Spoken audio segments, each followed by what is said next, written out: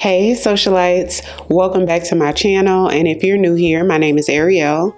I create mainly beauty videos, fragrance, and lifestyle vlogs. So if that's the type of content you enjoy, I would love for you to hit the subscribe button and come join the family. So today's video is going to be my top favorite new fragrance releases of 2023. 2023 has had some amazing new fragrance releases, so it was a bit tough to narrow it down to 5, but let's just jump right into it. Valentino released a couple new fragrances this year. So first up is Valentino's Donna Born in Roma, the Pink Perfume.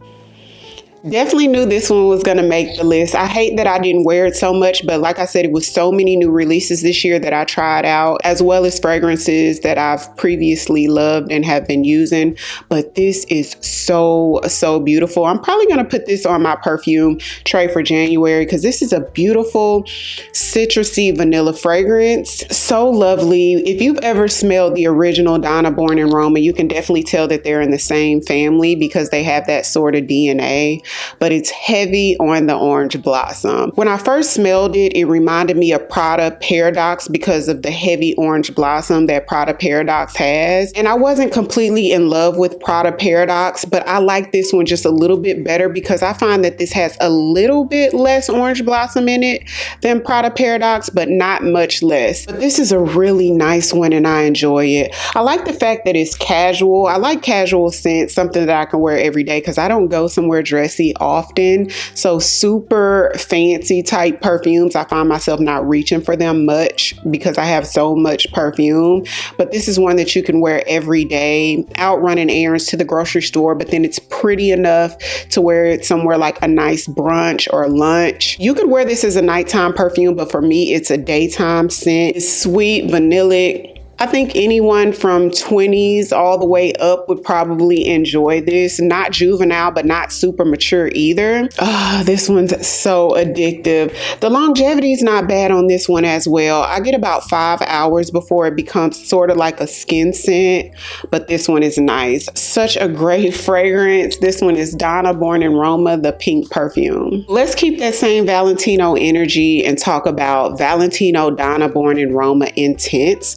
Now, this one launched earlier this year, and this one is a love for me. This is a beautiful scent, you guys. It smells a lot like Donna Born in Roma, but just maybe a little deeper, moodier, and sexier, but they're really close. So gorgeous. This is an amber and vanillic fragrance. It does have notes of bourbon, vanilla, and jasmine in here, and you definitely get that sort of, not smoky, but just sort of deeper, almost spicy, but not really. There's a little benzoin in this as well. So you get sort of like that ambery spicy, but not like super spicy, just a hint of it. This is beautiful. This is a nighttime scent. You could wear it every day, or you could wear it just like on date night or something like that. This one's not super casual to me, although you could wear it as an everyday fragrance. This is a sexy, beautiful scent, you guys. I love Donna Born in Roma by Valentino, and this one is just as beautiful to me. Some people I know don't really like it as much, but I found that this one was hard not to love. When I first did the review on this, in that video, I said that this is something that would probably be crowd pleasing, that everyone would probably like, which I was so wrong on that, but that just lets you know how much I love this fragrance. She's beautiful. When I run out of this one, I would definitely buy full size. Next fragrance is a Gucci fragrance. Now this is Gucci Flora Gorgeous Magnolia. This is a beautiful fruity floral scent, which fruity floral scents are like my top favorite scents. I like different type of fragrances, but I find that I reach for these type of fruity florals the most, those sort of bright, fun, spring, summer fruity florals. And this is absolutely beautiful. It smells so expensive and just, I feel like an 18-year-old could wear this and it'd be just as beautiful on a 65-year-old. It's so classy and classic. I feel like this is a fragrance that will be relevant 20 years from now, and 20 years years ago. That sort of fragrance. It's sweet, but not too sweet. It's casual enough to where it's like an everyday fragrance, but it has this sophisticated edge to it that just would make it beautiful to wear to like the derby or something fancy like that. I love this. Only thing about this fragrance is I literally get about 2 to 3 hours of wear before it completely disappears. And that's the only reason why I haven't bought a full bottle of this, because it's like you only get a couple hours, which sometimes I don't mind that in fragrances, but I might eat my words and get a full size one day of it. But when you have other fruity florals that you really love and that last way longer, you're not really in a rush. But the actual scent of this is beautiful. I love this. Fell in love with it when I first smelled it. It's a little musky. It has coconut in here, which I love coconut in a fragrance. It has jasmine and magnolia in here, and then it's grounded with a little bit of blonde woods. That's a softer woody tone to it. It's not like an overpowering or a very distinct wood. It's very soft and in the background. So feminine and beautiful. Love this one. This is one of the best scents that came out this year, in my opinion. So pretty. Next fragrance is a Kayali fragrance. It is Kayali The Wedding Silk Santal. Beautiful. I've talked about this several times. This is a vanillic scent. It gives really princess-like and fairy tale-like and just soft and angelic, very, very pretty, feminine, soft scent. The notes is on the back of the bottle, which I really appreciate. It's sparkling champagne, white freesia, pink praline, has sandalwood and sugared musk in here. It's a beautiful sweet scent, but it's not overly super sugary. It's just sweet enough. You get a lot of the vanilla in there. You get a smooth, creamy, woodsy note in there that just sort of anchors it so that it's not just straight sugar. It's so balanced and soft. Gorgeous fragrance. This is one of those beautiful princess fragrances, and for it to be called The Wedding is absolutely perfect because it puts you in the mind of something bridal and ethereal. Gorgeous, beautiful, soft, feminine scent. Love it. And the last fragrance I want to talk about today is very similar to the last one. Very similar. They smell a lot alike. If you had one on one arm and this one on the other, it may be hard for you to tell which is which unless you're just super savvy. But this one is Burberry Goddess from Burberry. This is another beautiful scent.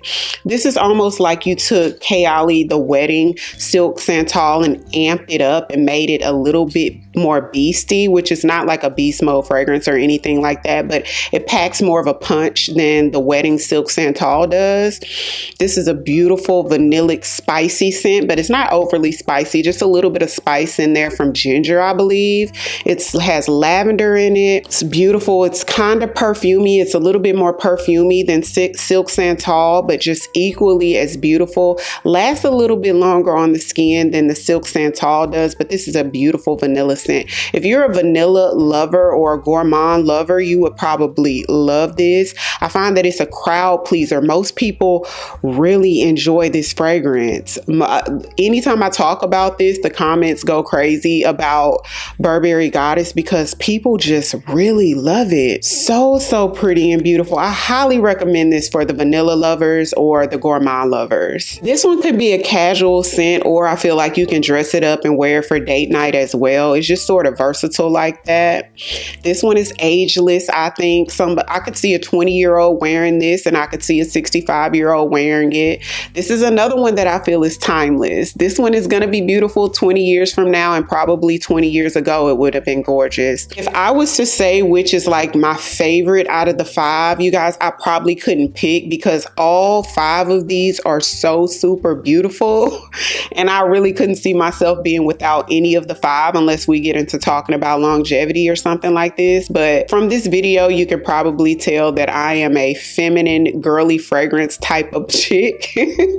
Those are the type of fragrances I like, although I do enjoy other fragrances. The ones that I find myself reaching for the most are typically the sweet, fruity florals or the soft or sweet gourmands and stuff like that. That's just really sort of my vibe. I enjoyed the fragrance releases this year. It was some some really fun fragrances that came out. I'm super excited for next year. I actually just got 2 in today, which is the latest Tom Ford and the new Black Opium. So be on the lookout for those dedicated reviews coming up really soon. Let's not stop here. Let's get social in the comments. Comment down below. Let me know, what was your favorite fragrance release this year, or just your favorite fragrance that you reached for the most in 2023. If you're new here, welcome. I would love for you to come join the family by hitting the subscribe button.